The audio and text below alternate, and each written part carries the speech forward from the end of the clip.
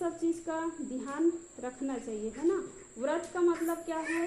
असली व्रत ये है कि हमारे अंदर जो बुराई है हम उसका त्याग करें। आज तक हमारा जीवन चाहे जैसा भी बीता हो, बीत गया, लेकिन अब हम बढ़िया प्रेम से रहेंगे परिवार में। और परिवार में प्रेम करने के लिए क्या करना पड़ता है? अपने स्वार्थ का त्याग करना पड़ता है ना। और हम अपने स्वार्थ को लेकर जिएंगे तो किसी से प्रेम नहीं कर सकते हैं। पत्नी को पति के लिए त्याग करना पड़ेगा, अपने स्वार्थ को त्याग करना पड़ता है। सास से प्यार पाना है तो खुद का स्वार्थ त्याग करना पड़ेगा। और हम चाहते हैं पाना, है ना। प्यार कब मिलता है? बांटने से मिलता है, चाहने से नहीं मिलता है। हम चाहते तो हैं सास से प्यार मिले, पति से प्यार मिले, घर वालों से प्यार मिले, लेकिन हम बांट ही नहीं रहे हैं तो कहाँ मिलेगा। और बांटेंगे तो आपको चाहना नहीं पड़ेगा, वो अपने आप मिलेगा, क्योंकि जो बांटते हैं उसको अपने आप मिल जाता है। चाहे आप दुख बांटे चाहे सुख बांटे, दुख बांटेंगे तो दुख मिलेगा और सुख बांटेंगे तो सुख मिलेगा। आप शिकायत करेंगे तो आपकी भी शिकायत करने वाले हो जाएंगे। और मीठी वाणी से यदि बात करते हैं तब फिर मीठी वाणी से बात करने वाले भी मिल जाते हैं। तो पति के लिए उपवास रहते हैं ना, और उपवास रहते ठीक है। अब पति भी योग्य होना चाहिए। अगर पति है शराब पी करके दरवाजे पर आता है तो उसकी पूजा करे तो भी तो संभव नहीं है ना। तो भाई योग्य हो तब पूजा करते हैं, लेकिन अपने तरफ से जहाँ तक हो पाए, गलत रास्ता पर कोई चल रहा है तो उसका सुधार करना चाहिए। तब परिवार में स्वर्ग कब उतरता है? जब हम शिकायत करना छोड़ देते हैं, है ना। सुधार करना तो बुरी बात नहीं हो, तो सुधार करना चाहिए। कोई भी गलत रास्ते पर जा रहा है या गलत चीज खान पान कर रहे हैं, उल्टी सीधी बात कर रहे हैं, तो हर व्यक्ति का कर्तव्य है और वही अपनापन है कि उसको बड़े प्यार से रास्ते पर लाना चाहिए।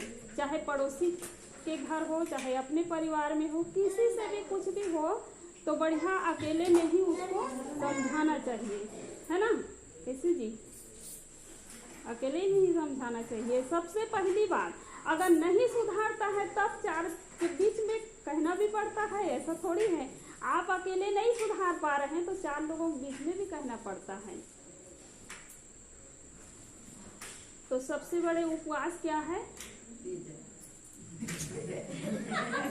सबसे बड़े उपवास है कि अपने मन में जो बुराई है, दोष है, दुर्गुण है, उसका त्याग करना और दूसरों के अंदर में गुण देखना, है ना। दूसरों के अंदर में गुण देखना। पति मिले बड़े सौभाग्य से मुझे मिले हैं, पत्नी मिले हैं तो बड़े सौभाग्य से मिले हैं। देखिए राम और सीता माता चित्रकूट जानते हैं ना, वहाँ बैठे हुए थे। तो बैठे बैठे सीता माता की दृष्टि जो है एक वृक्ष पर जाती है, ठीक है। वृक्ष पर जाती है और वृक्ष के ऊपर में लता लिपटी हुई थी। क्या कहते हैं उसको? अमर बेल कहते हैं क्या? बेला ना, पीला पीला वो नार वाले, हाँ बेली। तो बेली लिपटी हुई थी। तो सीता माता जो है उस वृक्ष को देख करके क्या कहती है? डायरेक्ट तो नहीं बोलती है ना। तो कहती है कि प्रभु देखिए ये बेली कितनी सौभाग्यशाली है। बेली जो है वृक्ष के ऊपर में लिपटी हुई है, ये बेली कितनी सौभाग्यशाली है कि इसको वृक्ष का सहारा मिला हुआ है, आधार मिला हुआ है, वृक्ष के ऊपर ही लिपटा है ना। तो श्री रामचंद्र जी क्या कहते हैं फिर? नहीं सीते, वृक्ष सौभाग्यशाली है, बेली सौभाग्यशाली नहीं है, वृक्ष सौभाग्यशाली है कि इसको बेली का ये छाया मिला हुआ है। तो सीता माता कहती कि नहीं प्रभु ये बेली सौभाग्यशाली है। और श्री रामचंद्र जी क्या कहते हैं? वृक्ष। तो डायरेक्ट बोल नहीं रहे हैं, है ना। दोनों में कुछ संवाद छिड़ गया। संवाद और विवाद में अंतर होता है। दो अज्ञानियों के बीच होता है, उसको क्या कहा जाता है? विवाद कहा जाता है।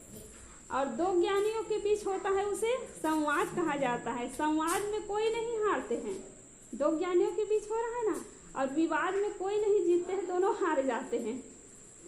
तब दोनों के बीच संवाद छिड़ गया, और उसी बीच लक्ष्मण जी फल फूल लेकर के, वही लकड़ी कंडा लेकर के बेचारा आ रहे थे। उसके भोजन व्यवस्था करना तो उन्हीं का काम रहता था ना। जंगल में तीनों वनवास में थे, वनवास में थे, उस समय की बात है।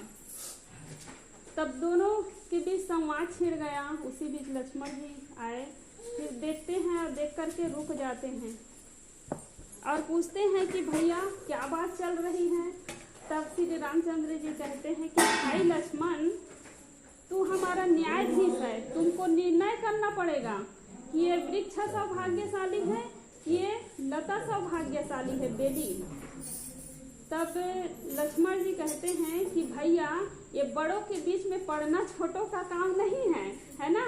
माँ बाप के बीच में बेटा का क्या काम है।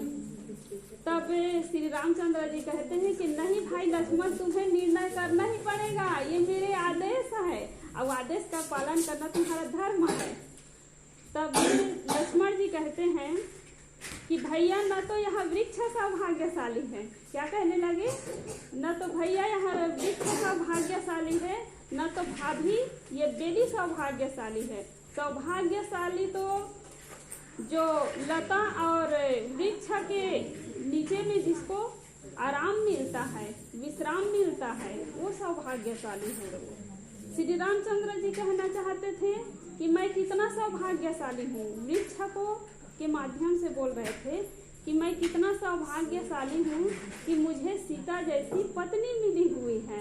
अब सीता माता कह रही थी कि मैं कितनी सौभाग्यशाली हूँ कि मुझे राम जैसे पति मिले हैं, भगवान जैसे पति मिले हैं।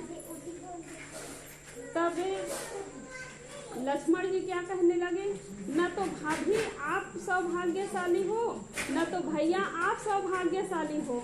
सौभाग्यशाली तो यहाँ सुमित्रा नंदन लक्ष्मण है, जिसको भैया और भाभी दोनों का सुखद प्यार मिलता है। देखो तीनों एक दूसरे की प्रशंसा करने लगे, तीनों में कितनी मित्रता थी, है ना। तो ऐसे हमें सद्गुण देखना चाहिए, गुण देखना चाहिए। छोटी छोटी गलतियों को लेकर के एकदम शिकायत नहीं करना चाहिए कि मेरे लिए खरीदे नहीं, मैं जैसा कहीं वैसा किए नहीं। तो ये आशा भरोसा जितना हम लेकर के चलते हैं उतना ही दुख होता है। तो जितना हमारे पास है उतने में हम संतुष्ट हो और परिवार में मस्त हो करके जिंदगी जिए। तो यही असली व्रत है ना, कि व्रत में हम त्याग करना सीखे, अपने स्वार्थ का त्याग करें कि मुझे मिल जाए, खाने की वस्तु है पहले मुझे मिले, पहनने की वस्तु है वो मुझे मिले पहले, देखने के लिए कहीं जाना हो तो मैं ही जाऊं। तो इसमें परिवार में प्रेम नहीं हो सकता है। तो त्याग करेंगे तभी प्रेम हो सकता है ना। तो आइए भजन गाते हैं आप लोग भी पीछे पीछे। इज्जत भी मिलेगी, दौलत भी मिलेगी, इज्जत भी मिलेगी, दौलत भी मिलेगी। सेवा करो माता पिता की, जन्नत भी मिलेगी। माता पिता है रूप हरि कहा,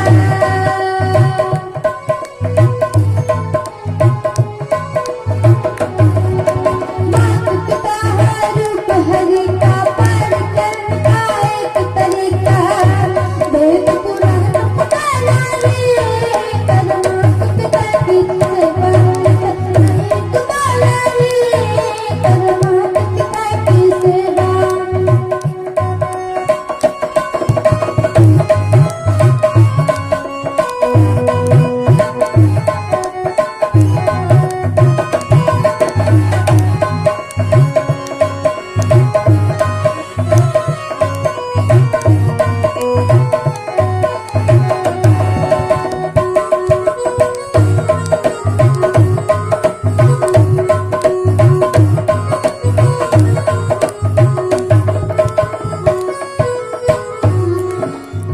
नादान है वे लोग जो माँ बाप का अपमान करता है।